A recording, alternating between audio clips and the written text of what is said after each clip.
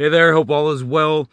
Just finished up surfing. It was definitely a frigid surf session, being it's, what is it, February right now, but the water is colder than it was in January or December. It was awesome to catch up with my buddy Nam, whose house I'm actually parked in front of. What I wanted to do was, right now, this is just about 2 weeks of full-time van life, and I wanted to give you a quick little run through of my layout and some hacks that I've picked up along the way. Now, I didn't just start living in the van essentially, well, living, yes, but what was it, March 21, and I built it out, and I've taken weekend trips and week-long trips here and there, but things change when you are 100% van life. That's to be expected, obviously, right? But I'm hoping to give you some ideas, and if you see some things that I could, or the community could essentially find useful, let us know in the comment section below. I know for one, I need to do something about my water, my drinking water, because I get like the 30 whatever packs of Arrowhead, but I want to find something a little more efficient than that. So that's one.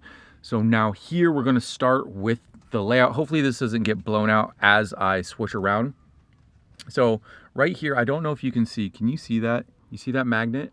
So that right there is what's holding up my blackout curtains. These things are so phenomenal. I put hats on here, I put my keys, and then there's also a speaker right here and a tire checker, if you will, that I have hooked onto there. And I'll roll up the curtains also and put them in those hooks. So those have been super clutch. Now, the next thing that I use a lot, and I'm sure you've seen this if you've seen van life videos, is this bungee right here. And so what this bungee, well, bungees in general to tie things down so they don't roll around when you're driving, but when it comes to towels, so whether it be a gym towel or a surf towel, I'll basically just set those up here. Let me split this out. I'll have the van vents. You probably can't see that because it's blown out. I'll have the van vents going straight back to these towels, and so they'll dry in like 10 to 15 minutes of driving. So that's super convenient, very clutch. In regard to the placement of this bungee, when I'm hanging stuff, I can actually put a wetsuit right here, and that'll go directly into the sink. So I think that's something that has been really useful. If it's, let's say it's an evening session and the sun's not out and the wetsuit's still soaking wet, I'll take the dishes out of the sink and I'll just let that drip into here.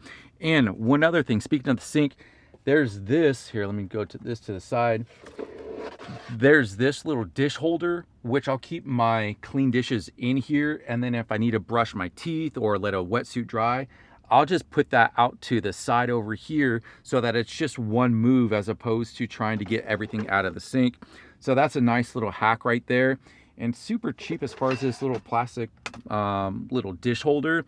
I'll put links to everything in the description box below. Also, these little rubber pads right here, super clutch in regard to saving your countertop. And then also, in addition to saving the countertop, but if your van is parked at a slant, things tend to slide, and so especially if you have hot coffee or tea on here, you don't want that running around anywhere. So this also helps in regard to traction. So there's those rubber mats, and I'm sure this is something else that you've seen before, but as far as the little propane burners, I use it for my coffee. I use this to cook my turkey in the evening on a skillet. Really clutch for how small that is. So yeah, and there's a ton of them out there, and there's like the bigger name ones that are literally like 3 times the price of this. This is this one right here is a Soto Windmaster, a third of what the what is it, like the jet boil system, a third of the price of that. So that's the stove that you're seeing right there. What else? You've seen the flip up counters. All right, now circling back to the bed where no magic happens whatsoever, there's a few things. So at night, the temperature tends to drop, of course, and there's a few things that are very clutch. One, either a beanie or a wool hat like this. I literally wear them nightly.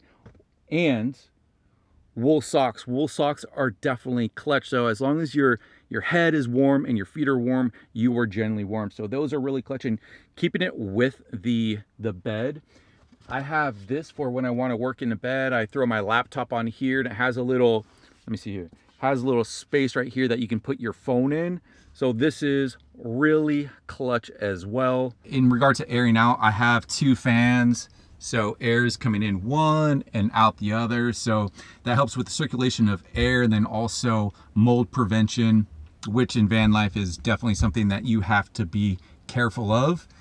And then going over here, so this, I put a little shelf on top of the fridge, and I have, this is a cargo net. So this cargo net, I can have things piled up on top, and this stuff doesn't slide anywhere. So I think cargo nets are super clutch. I've seen people put them across their paneling, and that helps in regard to, essentially it can be like a shelf, if you will. You just throw stuff in. Closet right here, super clutch as far as having jackets and flannel, stuff that you don't want wrinkled right in here. I'm really glad that I was able to put this in. Like I was saying, fridge, freezer right here. And something else that you don't really think of, but as far as seating, so I have this stool right here, and this is perfect for being able to like sit down on this stool and have my coffee, or I can place this stool over here, look out this door when it's open, and do my laptop work right here. So there's that option, or those options. And then I also have this step stool. This step stool I'll put right here, and that helps with getting on and off of the bed.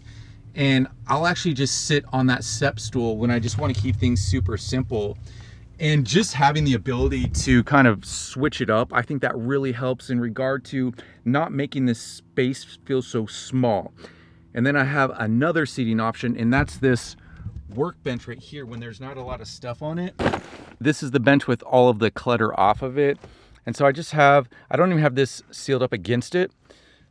So a couple pads right there. I think these are around 4 inches.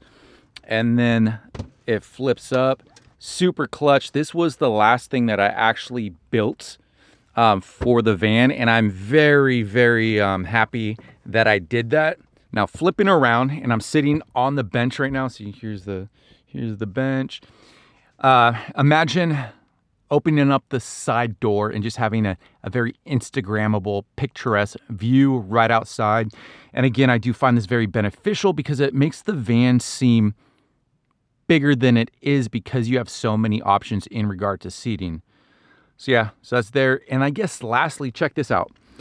I did put an inverter about the same time as I put the bench in.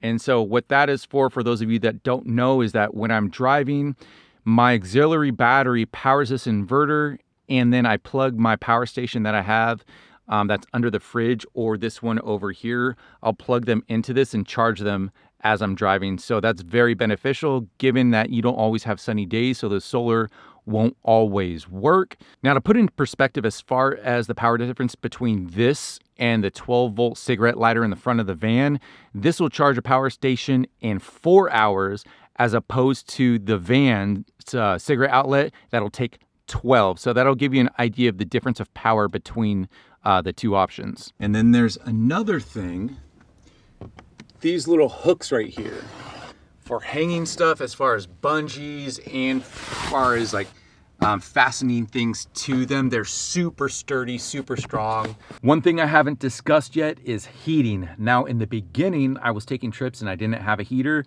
Let me tell you, having a heater on board makes a tremendous difference. You definitely use less sleeping bags and blankets than you ordinarily would. Now I went from no heater to a buddy heater, and that's great for the time being, but it does use propane. You have to be careful with that. In addition to the fumes, there's also water, and that condensation can be detrimental to a van in regard to mold. So I then went to a Chinese diesel heater, and that has been an absolute game changer.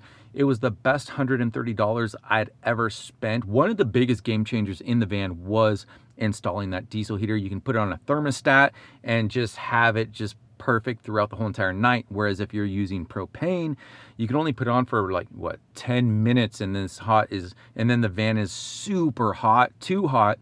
And then you just turn it off, run under the covers, but then in the middle of the night, the temperature drops back to what it ordinarily would be. Restroom. I know you're all wondering about how I go to the bathroom.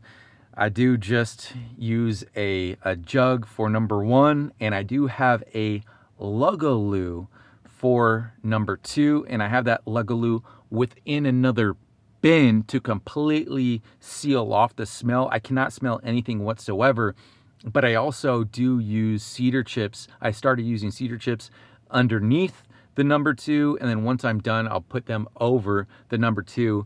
And honestly, you cannot smell anything whatsoever. So I hope that helps you. And if you have any other ideas in regard to toilets, composting toilets and whatnot, let us know. But that's been more than necessary for what I've needed it for. Oh, and my sink, as far as how my plumbing, foot pump, very basic. I love it. I love the fact that I don't have to use any energy for it, any extra energy for it. So I hope that you liked the little tour, and let me know if you want to see anything specific. Yeah, hope all is well. Peace! We out.